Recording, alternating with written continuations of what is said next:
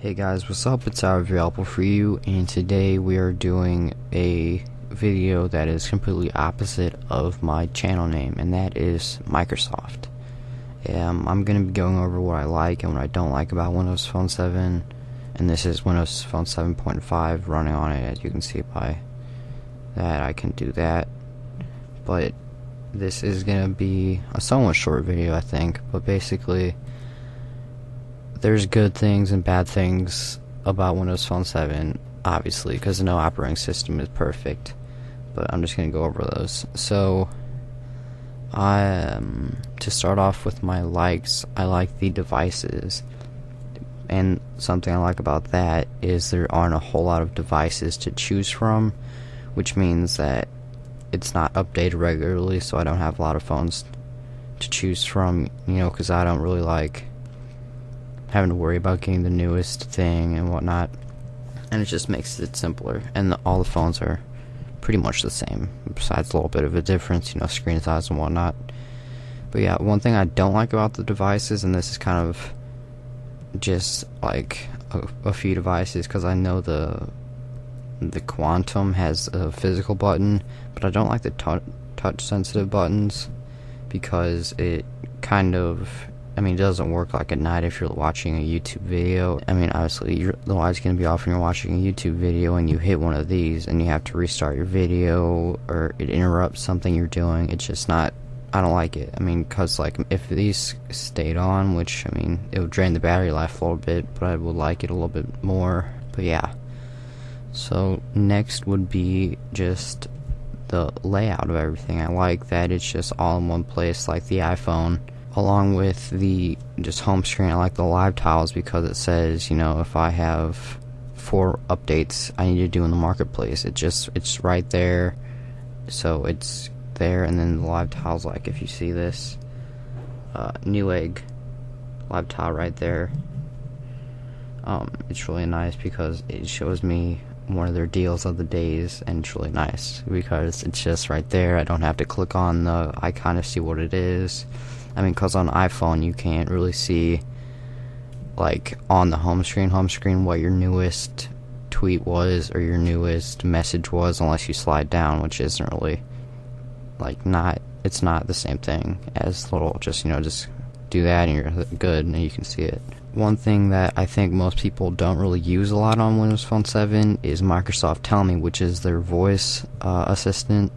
So I'm just going to kind of bring it up here.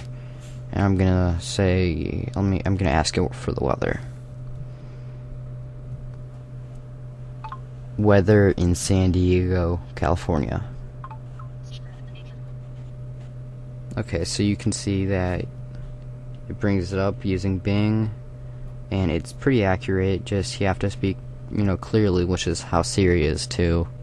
Another thing I like about Windows Phone 7 are the notifications. So if I can bring this up and it'll focus, you can see that it just has a little notification up here and it just goes away, which I like because you can just swipe it away, or you can click on it, and even if it's locked and you get a notification, you can just click on it, unlock your phone, and it'll go right into that application, which is kind of a handy feature. Now, one thing that is a like and a dislike, because it's kind of middle, is my phone, the Samsung Focus, is expandable up to 40 gigabytes of internal storage with micro SD card. But that also brings me into the dislike part of it, where once you put your micro SD card in, you're kind of locked into using it. You can't upgrade or downgrade if you wanted to do that, because basically what Windows Phone 7 does is it'll take the micro SD card and the internal storage and make it into basically one big internal storage. So you can't swap a card out if you wanted to put music on one of them and you just wanted to transfer some pictures or something like that. You couldn't really do that. But that's not too bad, I guess, because if you just upgrade in the beginning, you won't really have to worry about it. You'll just use SkyDrive or email them to yourself. So yeah. And next, for the dislikes, the multitasking really isn't multitasking at all. It's more just, I don't know how to describe it. It's just not really multitasking. You can see that you can do this, but it's not the same. You can't X out of one of these. You can't close it if you're done using it. You can't close it. like on iPhone. And another thing, like if you're using a YouTube application or if you're in your web browser and you're watching a YouTube video, you can't save your spot in it, and you have to like go off to send a message or something or check your emails. You can't save your place in the video, so you have to restart the video, which is kind of a hassle if it's like an hour-long video and you're trying to skip to the exact point where you were. So you can see what that just happened right there is I got 3 new emails, which is nice because it's just right there. My Yahoo, my Minecraft, and my personal Gmail. And excuse me, I just had to black that out because one of my friends texted me. Another thing that I don't really like about Windows Phone 7 is the marketplace. Like, it looks good and everything, but there's no real good applications in it. Like, there's some good applications in it, of course, but like the variety isn't there at all. I don't even know how many apps there are to choose from, but you know, iOS, yes, it's been around there a lot longer, but there are so many good applications and such a wide variety of applications to choose from that it just gives me a little bit of leeway, I guess, like, because I've got 8 gigabytes in this phone. I mean, it's 8 gigabytes stock, and I'm using only like maybe 2 gigs, and that's just for pictures and a couple of applications. I'm only using about 2 gigabytes of